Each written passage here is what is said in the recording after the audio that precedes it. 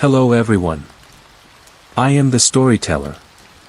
Tonight, I'll tell you a story soaked in whispers and sealed behind locked doors, a tale few dare repeat aloud.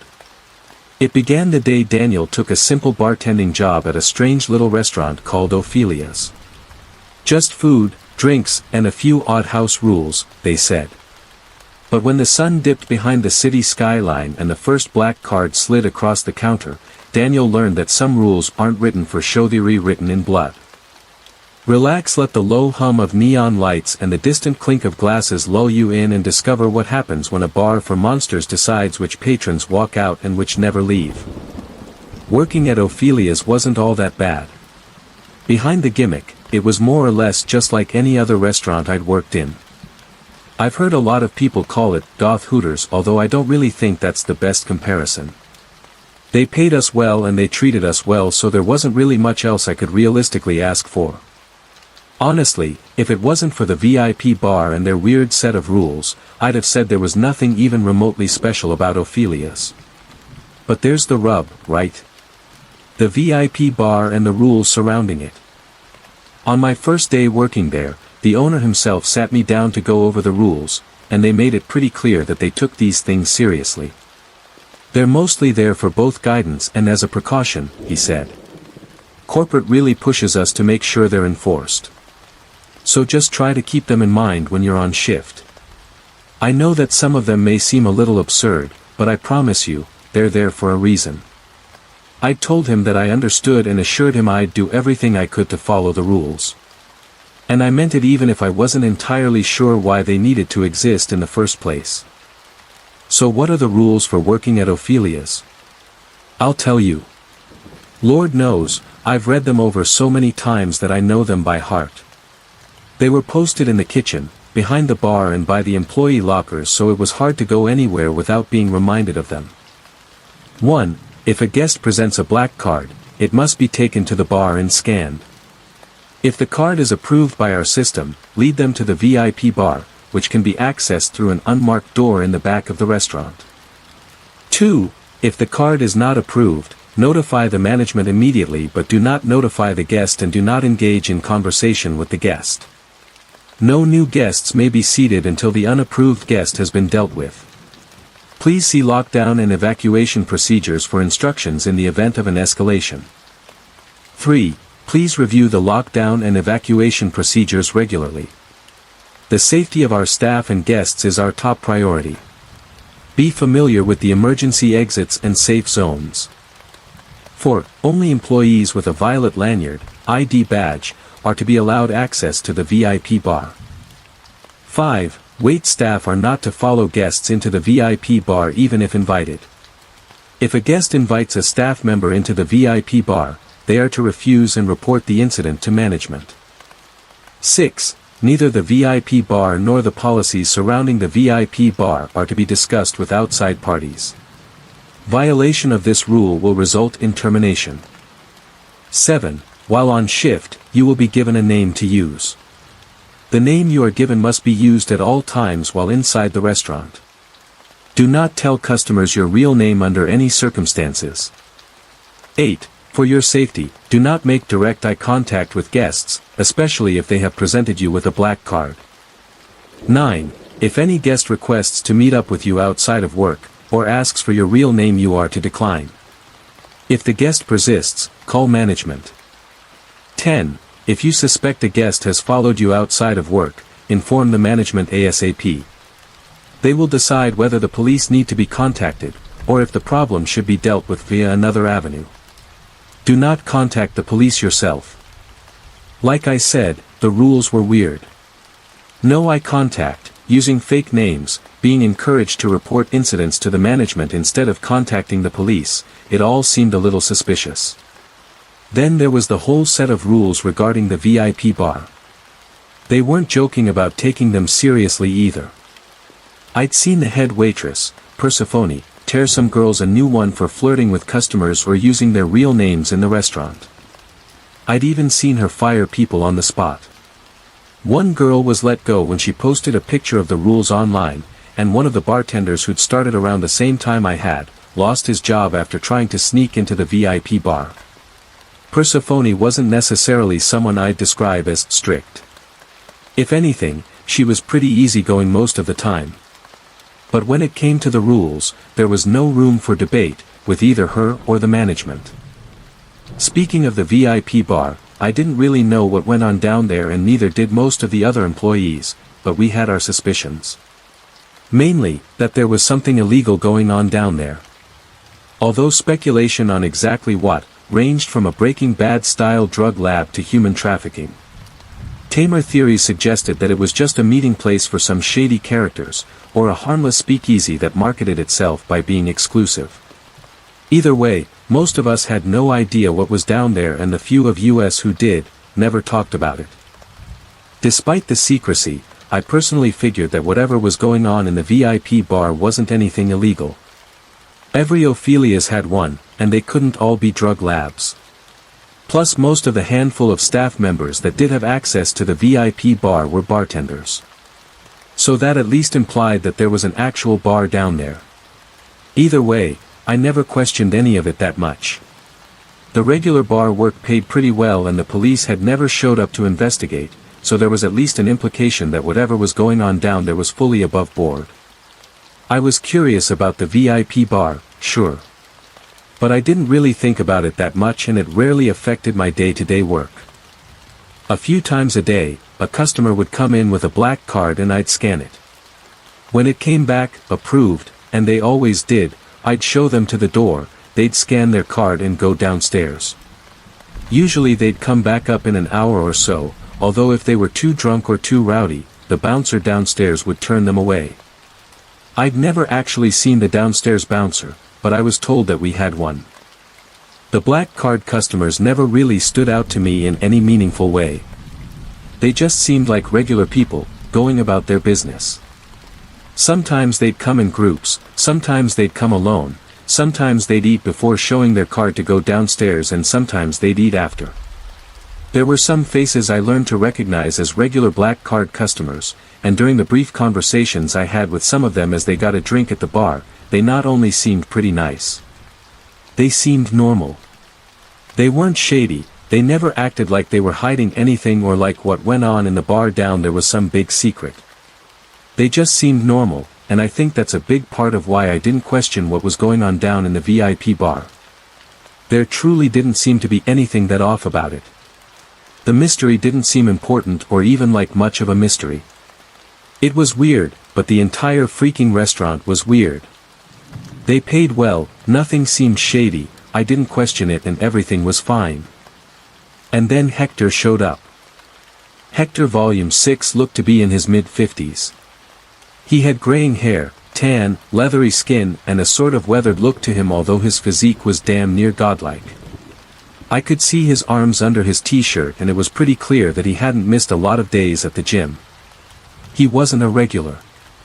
I'd never actually seen him in there before, which is part of why I didn't pay that much attention to him at first. When he came in, he sat at a booth in Kitty's section and snacked on some appetizers, calamari from the looks of it. Kitty came in to check on him every so often, although Hector mostly seemed content to pick at his calamari and check his phone. At one point, I did notice him reach out to grab her arm and saw that she did pause to look at him, although I didn't think much of it. If she'd had a problem with him, she would have told me. I'm not the toughest guy in the world, but I'm big, I've got a deep voice, which makes it easy for me to come off as intimidating, even if I've never thrown a punch in my life. As a result, most of the girls usually came to me whenever they had a problem customer, and Kitty was no exception. I wouldn't exactly have called us friends, but we got along alright, and I'd always liked her just fine. Kitty was in her mid-20s with long black hair that she usually wore loose.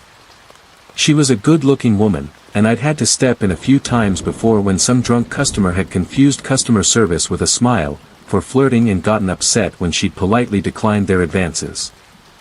Since Kitty hadn't said anything to me about Hector touching her arm, I was willing to completely forget it until she came to me with a black card.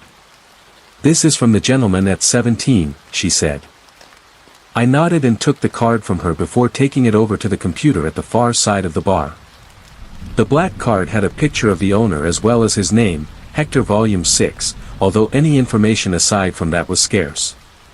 No address, no date of birth, there wasn't even any logo denoting who the card belonged to. Just a red four-pointed star in the upper right-hand corner. Not a cross. This was clearly intended to be something else. All black cards looked like this, so Hector's wasn't anything special. I swiped the card and waited for the approved notification to pop up, as it always did. Instead, a new notification appeared.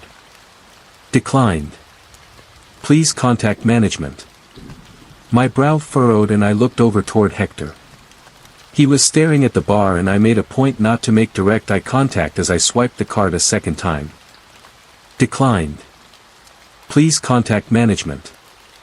I set the black card aside and reached into my pocket to text the boss. He wasn't on site at the moment, but I knew he could be in about 20 minutes. Kitty stood by the bar, waiting on me.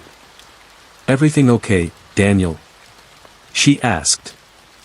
It's declined, I replied, looking up at her. Declined? She repeated, that can't be right. He said it's good. Well, system says otherwise, I said with a shrug. Her eyes settled on my phone and for a moment I thought I saw something in her expression relief, maybe. I was about to ask her if she was okay when I noticed that Hector had gotten up and was coming toward us. Everything all right here? He asked. Of course. I lied, putting on a fake smile for him. The VIP bar is just at capacity right now, I'm checking with the host downstairs to see if we can fit you in. At capacity, huh? Hector asked. He glanced at Kitty, but didn't say anything. I'm sure you can make room for one more, can't you? Of course, sir. We're just making sure we can. If you'd like to have a seat, I could send you another drink on the house. I figured that would be enough to get him to back off, but Hector didn't seem interested. It can't take this long to get an answer from the host, can it? He asked. Sorry sir, they're pretty busy down there, I said. From the corner of my eye, I noticed Kitty rounding the bar. That was odd, she didn't usually go back here with me. Really? Never seen them that busy, Hector said. He leaned up against the bar and smiled at me. That smile was unsettling. His teeth almost seemed like they were sharpened to a point, although even that description didn't quite suit them. That smile looked like something you'd see on a deep-sea fish. Why don't you just send me down? He asked. I won't cause a fuss, I promise. I'm sorry sir, my breath caught in my throat a little. I looked around, hoping that someone else on the wait staff would notice something was wrong, but they were all busy. The supervisor on shift, Persephone, was on the other side of the restaurant, currently busy. The management was out. I felt Kitty coming up beside me and looked over at her. Her expression was placid and calm, unsettlingly so. You're sorry? Hector repeated, his tone almost mocking. Come on, kiddo. At least look me in the eye when you talk to me. He leaned in closer, but I looked past him right up until I felt Kitty beside me. I looked over at her in the instant before she grabbed me, jerking my head to the side, trying to make me look directly at Hector. I was strong enough to fight her off, but not strong enough to fight off both of them. Kitty pushed me, and I stumbled for a moment. Hector reached over the bar to grab me, and for just a moment, my eyes met with his. Relax. He spoke that word and I felt calm, I felt drunk, almost. Look at me. Kitty helped me regain my balance and I finally looked Hector in the eye. I knew I wasn't supposed to. I knew I shouldn't. I didn't want to. But I did it anyways. My body just moved, obeying his command, and my eyes locked with his. I could feel something in my mind. Something moving. Shifting. Pushing me aside. Why don't we all go down to the VIP bar? Hector asked. Oh, and bring a corkscrew, we may need it. The answer I wanted to give was no. But those aren't the words that came out of my mouth. Yes, right this way sir, I said. I handed him back his black card. As I left the bar, I paused to grab both a corkscrew and a violet lanyard from under the counter. The bar manager had left it there in case nobody else was available to open the door to the VIP bar. I'd had to use it a few times before, although I'd never gone past the door. Hector and Kitty both followed me as I left the bar, and from the corner of my eye, I could see a fear in Kitty's eyes that I now understood all too well. She was in the same state that I was. Aware. Thinking. But unable to do anything. I'd always thought that the rule about not looking customers in the eye was just part of the gimmick. It was dumb, but they paid me to follow it, so I followed it. Only now did I begin to understand why it existed, although if this was why they'd implemented the rule, what was waiting for us downstairs. I approached the door to the VIP bar and scanned a card at the end of the lanyard before quietly opening the door. I looked over at Hector, holding the door open for him as an invitation. "You're too kind," he said. "Let's go downstairs and see if we can't find ourselves a room." Downstairs? We weren't supposed to go downstairs. We sure as hell weren't supposed to follow a customer down there. But Kitty and I both obeyed silently, following Hector down the darkened stairwell into the basement of Ophelia's. I could feel my heart racing as panic set in. I don't think I'd ever been so scared in my life. Here I was, completely out of my own control and being led into darkness. Beside me, I could hear Kitty's shallow, trembling breaths. If I was in full control of myself, I would have reached out to offer her a hand. But I wasn't in control. We reached the bottom of the stairs and found ourselves in a small white lobby with a bar and some small tables with plush chairs. The bartender behind the bar at the time was busy with some other guests and didn't seem to notice us. Hector didn't even look at the bar. He just led us toward a long white hallway lined with black doors. At the end of the hall was another set of stairs, presumably leading to some other entrance, although I'd never heard anything about a second entrance to the VIP bar before. Beside the entrance to the hall, I noticed a large dark statue of a spider with the torso of a woman. If I wasn't under Hector's spell, I might have actually admired it. It was taller than I was, and both grotesque and beautiful at the same time. It was incredibly well designed, it almost looked lifelike. The short platinum blonde hair on her head looked real, and I could have sworn that her 8 shiny black eyes were watching us as we passed. Hector stared at the statue and smiled calmly. He looked around before walking down the hallway, glancing at the doors we passed. Each one had a small window in it, allowing us to see inside. Looking through those windows as we passed, I recognized a few people who I'd seen going down into the VIP bar earlier. Most of them were regulars. Although the things they were doing in there, each of them seemed to be sitting on a chaise with someone else, sometimes a man, sometimes a woman. In almost all cases, they were bleeding. Usually from the arm or the shoulder, and I could have sworn that our regulars were drinking their blood. I only caught a quick glimpse of what was going on. I didn't see enough to know for sure, but it was hard to mistake those brief glimpses I got as I passed by the rooms as anything else. What the hell was this place? Because this wasn't like any bar I'd ever seen before. Hector paused in front of an empty room and gestured for Kitty and I to go inside. She went in first, opening the door and staring at the black leather chaise before her. I could see panic in her eyes. She'd seen what I'd seen through the doors in the hall, and odds are, she'd noticed Hector's nightmare teeth as well. I think she already knew what was coming. "You in the corner," Hector said.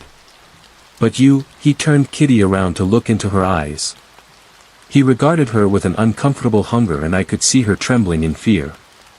Hector grinned and gripped the Rob Zombie shirt she'd been wearing, tearing it open with a disturbing ease.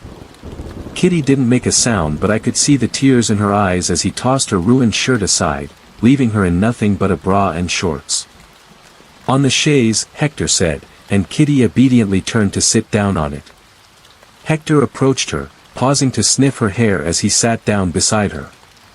He tilted her head, admiring her unbroken skin for a moment. I could feel a rage bubbling up in my chest. I wanted to hurt this man. Kitty was my friend, my colleague, and seeing her so afraid, knowing that he was going to do something horrible to her, it made my blood boil. But I could only just stand there, wishing I could help her. Wishing I could pull him off of her. I had no illusions that I could actually win against him, but if I could just stop him, if I could just keep him busy while she called for help. Very fresh, Hector crooned, I'm going to enjoy this. He opened his mouth, revealing his full set of teeth. I wanted to scream in the moment before he sank them into Kitty's shoulder. She whimpered in pain as blood trickled down from her wound and Hector drank greedy mouthful after greedy mouthful. He let out a contented hum, before swallowing another mouthful of her blood. That was when the door flew open. I was almost relieved to see Persephone storm into the room, looking angrier than I'd ever seen her. That's enough. She snarled and Hector looked up at her, a quiet fury in his eyes that didn't quite match her own. He pushed Kitty aside before standing up. His teeth were bared, and I noticed Persephone's lips curling back, revealing an almost identical set of jagged fangs. Whatever happened to privacy? Hector asked. Your membership was revoked, Persephone replied coldly. You don't belong here. Isn't an old man entitled to a meal? He asked. Let me eat in peace. I'm not even taking from your blood stock and odds or the girl will live. That's not the goddamn point and you know it, Persephone hissed. Let me eat in peace, Hector said again, taking a step toward her. His eyes shifted over toward me. We wouldn't want to make a mess of this situation, would we? That bartender of yours looks awfully upset. Be a shame if he got hurt during this whole mess, wouldn't it? Even though he didn't say it, I could sense what he wanted me to do. I tried to fight my own body as it bent to his will, but I couldn't. I lifted the corkscrew in my hand up to my throat, and stared at Persephone with wide, terrified eyes as I felt the sharp point press into my skin. Talk about pulling a cork, Hector chuckled. Persephone looked over at me. Her eyes locked with mine and I could feel something in my mind shifting, as if she was trying to influence me, the same way that Hector did. Daniel put the corkscrew down. My body didn't move. You're still young, kid, Hector said, when you get to my age, the control you can exert over people is damn near absolute. But it takes time and it takes practice. Last chance. Back off. Leave me to my meal, and they both get to go home tonight. Keep this between us, and I might even share with you next time. When's the last time you had a square meal, girlie? I could see a quiet defeat in Persephone's eyes, and the gears in her head seemed to turn. Fine, she finally said, you can dine here, but if you do, you abide by our rules. The staff is off limits. These two are off limits. I can get you better blood. As much as you want. But I need an assurance. I need them both to go free. Hector seemed to think it over. That so? He asked. Room 4. There's a blood donor in there. You can have her. Persephone said. But the waitress and the bartender are off limits.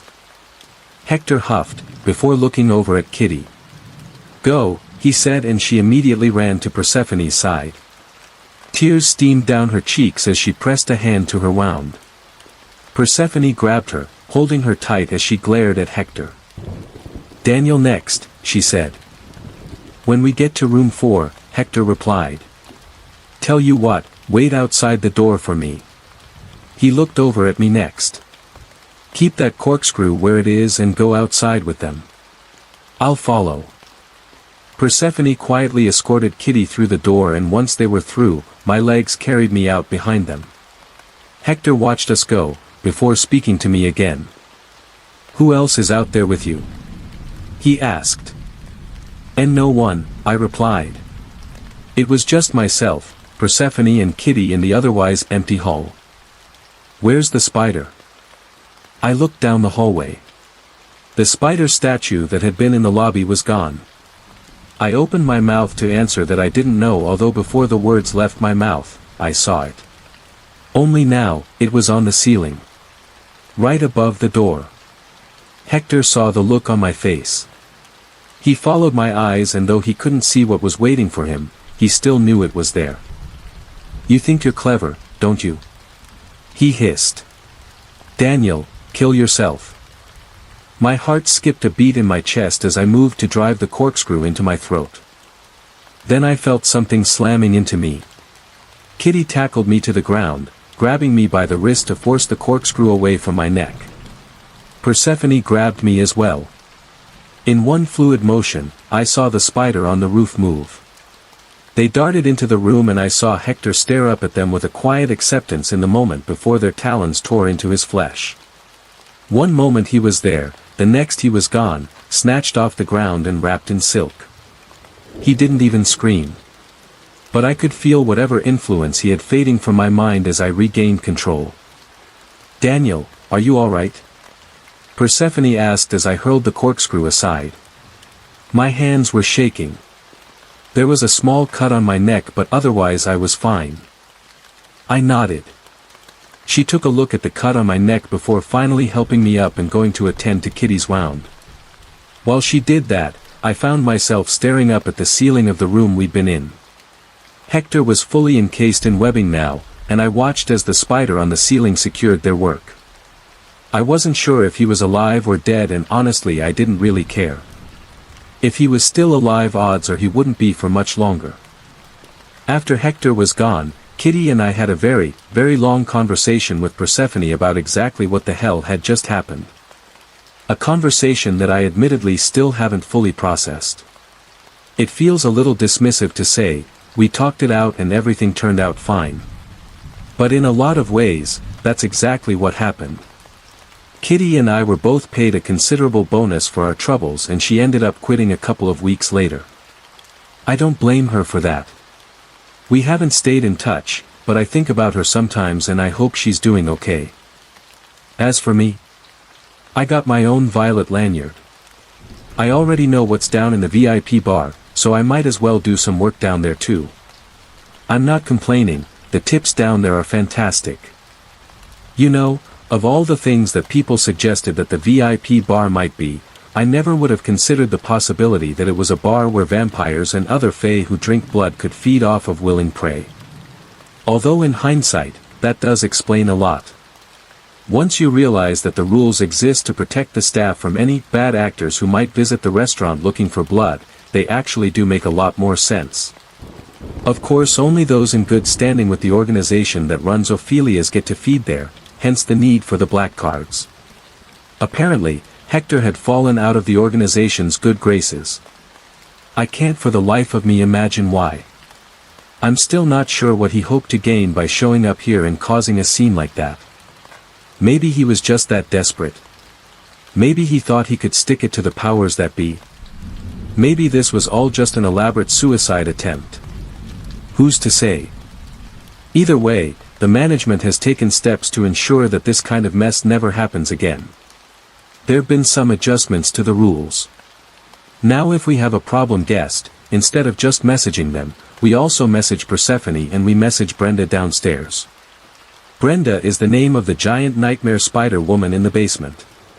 Turns out that she's the bouncer, and if a problem guest makes it down the stairs, she's been given more freedom to make an example out of them if need be. On one hand, I think that policy is a little draconian, but on the other, after what I've been through, I can't really argue with it, and in the end, it really isn't my world down there. It's theirs. I don't need to understand it. My job is just to keep the drinks coming, and that's exactly what I intend to do.